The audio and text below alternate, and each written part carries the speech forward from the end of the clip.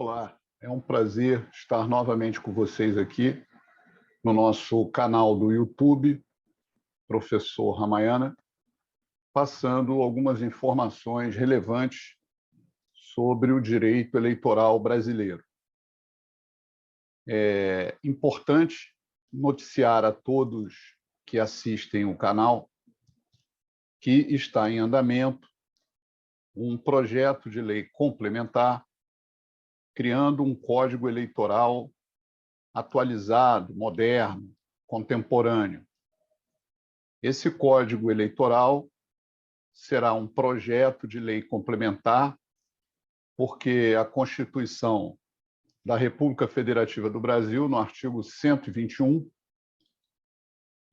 determina que lei complementar disporá sobre a organização dos tribunais, Tribunal Superior Eleitoral, Tribunal Regional Eleitoral e outros temas relevantes, né? Então, o nosso código atual ele tem uma natureza mista, de lei complementar e lei ordinária. Então, esse projeto vem corrigir esse aspecto. Ele vai unificar diversas normas jurídicas, como a lei dos partidos políticos, que será revogada, que é a Lei 90/96 de 95, a Lei das Inelegibilidades, que é a Lei Complementar 64, de 18 de maio de 1990, que trata das causas de inelegibilidade, também será revogada. E nós temos também a Lei 9.504, de 1997, que também será revogada, o próprio Código Eleitoral, que é a Lei 4737, de 1965, e outras normas esparsas, extravagantes, que tratam do direito eleitoral, como a Lei 6.091, de 74, enfim. O Código ele tem esse mérito de ser um árduo trabalho de unificação desse compêndio, né, do direito eleitoral.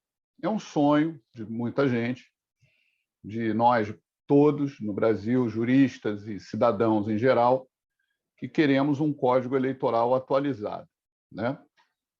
No entanto, como toda lei que emerge no mundo jurídico, o Código Eleitoral ele apresenta aí alguns dispositivos muito questionáveis desse projeto de lei, né?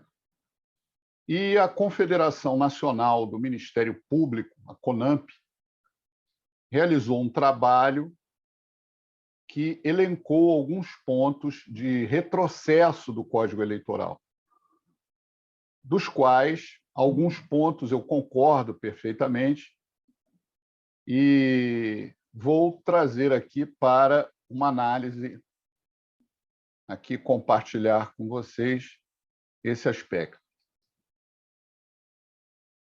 Bem, reparem, a CONAMP, Associação Nacional dos Membros do Ministério Público, lançou um folheto em que destaca os principais retrocessos representados pela proposta do novo Código Eleitoral. A publicação destaca 18 pontos de alerta do texto do atual projeto de lei complementar, 112 de 2021. O texto, que tramita na Câmara dos Deputados em regime de urgência, visa estabelecer prazo de inelegibilidade de 5 anos para a candidatura eleitoral de membros do Ministério Público e magistrados. Ora, a Constituição, só uma explicação rápida aqui, veda que membros do Ministério Público, do Tribunal de Contas e da magistratura, juízes, promotores e membros do Tribunal de Contas exerçam atividade político-partidária. E uma das formas de exercer atividade político-partidária seria a filiação a partido político.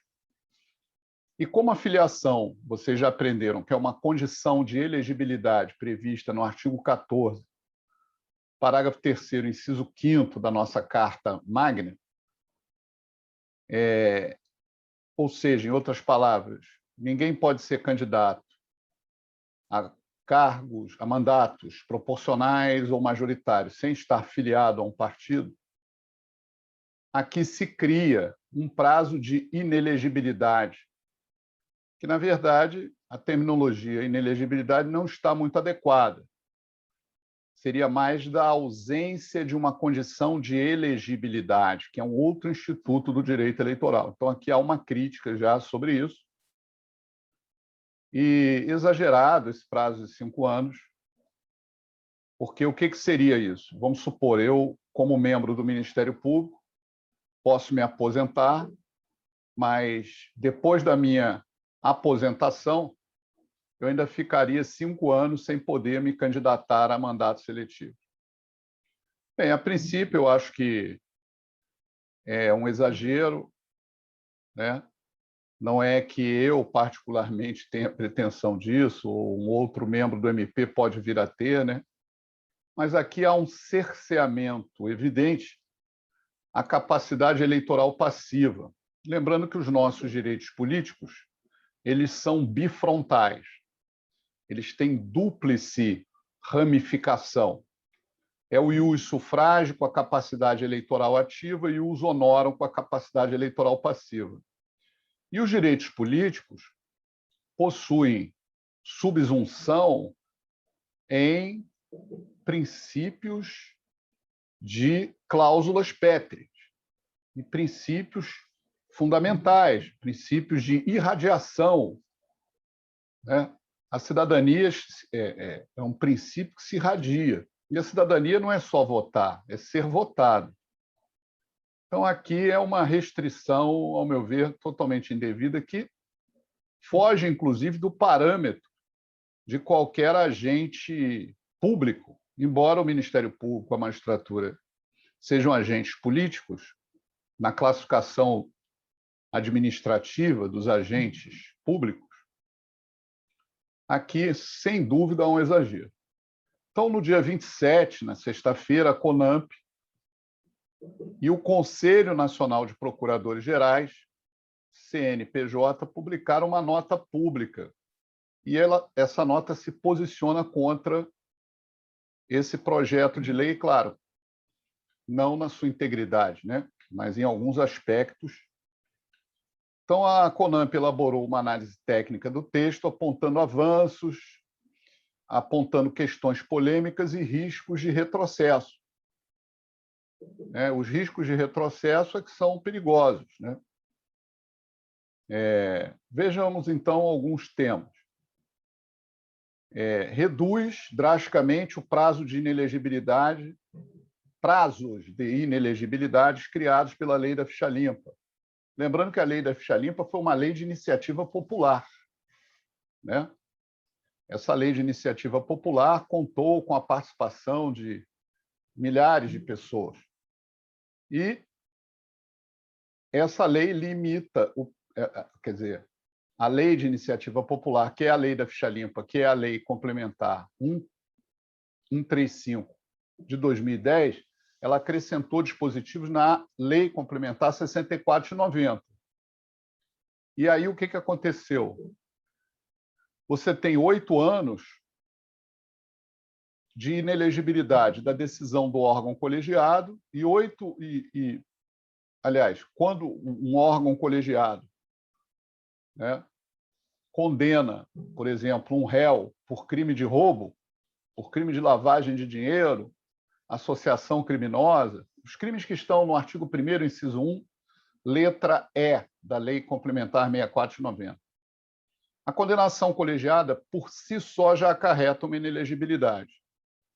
E, com o trânsito em julgado, a pessoa deixa de ser inelegível e passa a entrar em outra categoria política, que é a suspensão dos direitos políticos. Porque a diferença entre inelegibilidade e suspensão é que a inelegibilidade, a pessoa vota, ela tem o ius sufrágio, ela tem a capacidade ativa, mas ela não tem a capacidade passiva.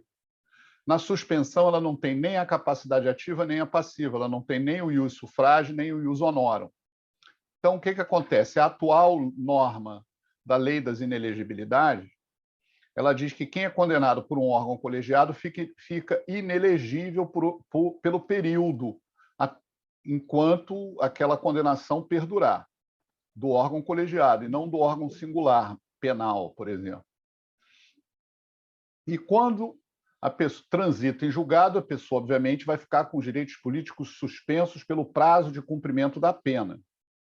E a nossa lei e a jurisprudência não faz distinção se é pena restritiva de direitos, se é pena privativa de liberdade, se é pena de multa. Enquanto estiver cumprindo a pena, a pessoa fica sem poder votar e ser votado, está numa hipótese do artigo 15.3 da Carta Magna de suspensão dos direitos políticos. Pois bem, e após cumprir a pena, ela ainda fica inelegível por 8 anos. E aí vem aqui a drástica diminuição, porque limita os 8 anos após a condenação e não mais após o cumprimento da pena. Então, aqui há uma espécie de detração, isso está sendo questionado. O que mais me chamou a atenção nessa glosa jurígena feita aqui no texto do novo projeto é que ela blinda os candidatos de inelegibilidade infraconstitucional que surgem após o registro, permitindo que candidatos ficha suja na data da eleição possam ser eleitos. E aqui salienta-se o artigo 203, parágrafo 1º e 788 do projeto. Ou seja, se emerge uma inelegibilidade após o registro, do prazo do registro, ou do deferimento do registro até a eleição, não há como questionar isso, porque o recurso contra a expedição do diploma também foi esvaziado nesse sentido. Então, aqui realmente é um retrocesso de grave monta, né? Quem idealizou esse fato, Data Vênia, idealizou de uma forma equivocada e que vai gerar, sem dúvida, uma inconstitucionalidade, porque esse fato, de uma forma ou outra, enfraquece a garantia da soberania popular e supravaloriza a imoralidade qualificada, né? A inelegibilidade infraconstitucional, ela passa a ser permitida. E, por outro lado, há uma incoerência dentro do próprio Código, porque votar num candidato inelegível é anular o voto. E aqui nós estamos diante de uma nulidade explícita. Isso viola toda a sistemática, não apenas do direito eleitoral, mas também do direito civil, do processo penal, do processo civil, enfim. Foge totalmente aos parâmetros que nós aprendemos nos bancos da faculdade.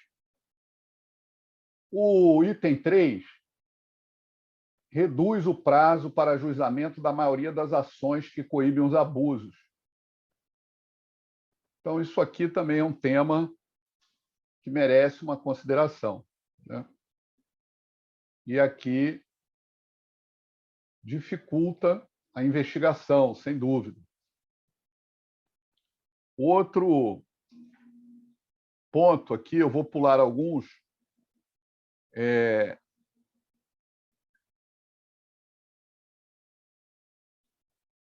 esse do item 9.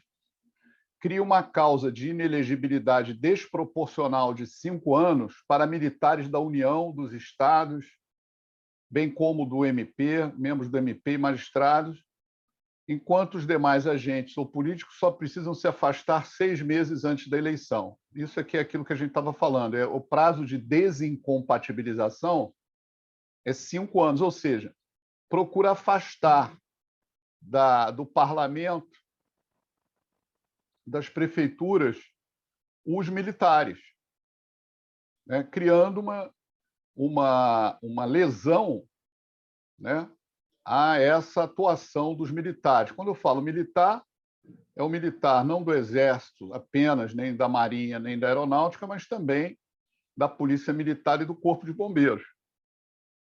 Ora, então por que não aumentar também de 5 anos o prazo para outros agentes públicos, né? Então, 6 meses é a regra geral. 5 anos, eu nunca vi isso, né? Realmente é algo totalmente desproporcional. Esse item 10 exige, para a cassação do registro do mandato ou diploma, análise da gravidade da conduta. E ainda o nexo causal da conduta e o resultado da eleição. Ora, há muitos e muitos anos atrás, né, eu digo isso porque a minha primeira eleição que eu fiz foi em 1992. E a jurisprudência era assim, exigia que se afetasse o resultado da eleição para se caracterizar o abuso do poder econômico ou político. De 1992 até os dias atuais, toda a jurisprudência do Tribunal Superior Eleitoral e, consequentemente, dos tribunais regionais eleitorais, não exige que haja o resultado da eleição. Quer dizer, que afete o resultado da eleição. Porque, se a gente pensar dessa forma, aquele candidato que fraudou a eleição, que corrompeu o voto do eleitor e não foi eleito, vai ficar impune, né? E não é isso que nós queremos. Nós não queremos, né, a sociedade, a jurisprudência, os tribunais, de forma nenhuma coadunam com essa posição. Então, aqui realmente é um artigo que vai gerar um incrível retrocesso eleitoral no nosso país. Então, tem que ser prontamente repudiado.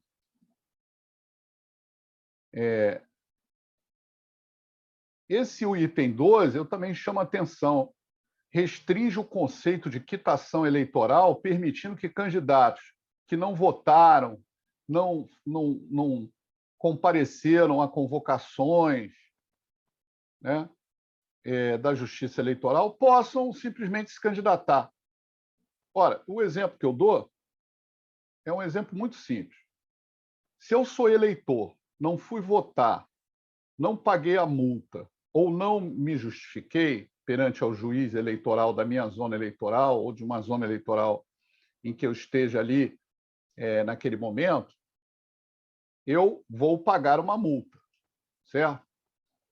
Mas se essa pessoa também não paga a multa, ou seja, aqui nós imaginamos a seguinte hipótese: um cidadão que não vota, não paga a multa, não justifica, não faz absolutamente nada. Ele daqui a pouco quer se lançar a prefeito da sua cidade. Ora, se ele nunca votou, né, ou se ele ficou inadimplente com a justiça eleitoral, não foi exercer o seu lídimo direito a voto, como é que ele vai pedir o seu voto? Né? Então, aqui é uma questão cívica, uma questão prévia, no sentido de que eu não posso pedir o voto ao cidadão, até porque a natureza jurídica do mandato eletivo ela não é privada nem pública, ela é pública partidária. Ou seja, se o cidadão pretende se lançar na vida pública, ser o nosso representante, né? Ser o nosso mandatário, porque lembrem-se que nós, cidadãos, quando votamos, nós somos os mandantes dessa procuração. E os eleitos são os nossos mandatários. Mas, se quem quer ser mandatário nem mandante soube ser, no momento, quer dizer, nem eleitor fiel foi, como pode agora objetivar isso? Então, realmente, aqui é um ponto negativo do projeto.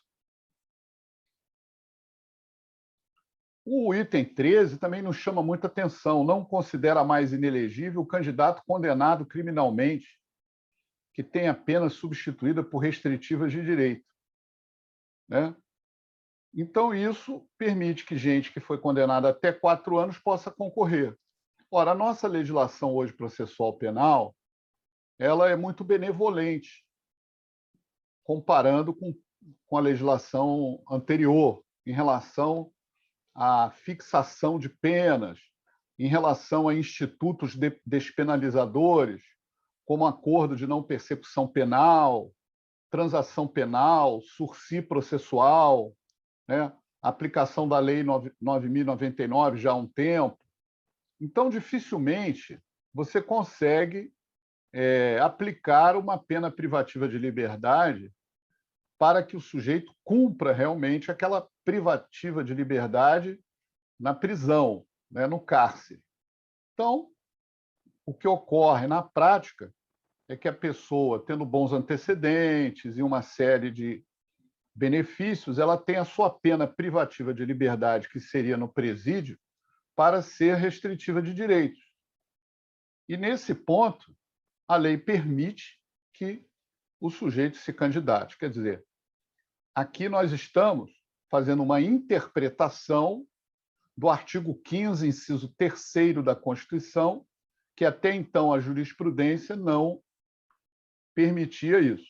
Como eu já havia dito a Lures, qualquer condenação gera efetivamente a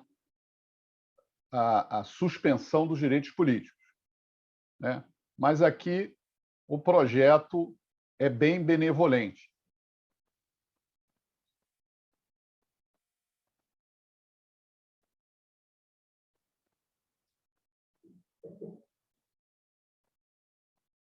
E o item 18, além de outros aqui, revoga os crimes eleitorais no dia das eleições, como alto-falantes, aglomeração, boca de urna e transporte, que passam a ser infração cível punível com multa. Ora, isso foi uma ideia, ao meu ver, errônea do intérprete da lei eleitoral. Por quê? Porque o que acontece? Quando você trata isso como uma conduta penalmente relevante, você consegue fazer com que a Polícia Militar, a Polícia Civil e a Polícia Federal, lembrando que é a Polícia Federal que reprime os crimes eleitorais, possa estar mais presente nas sessões eleitorais, coibindo esse tipo de delito, né?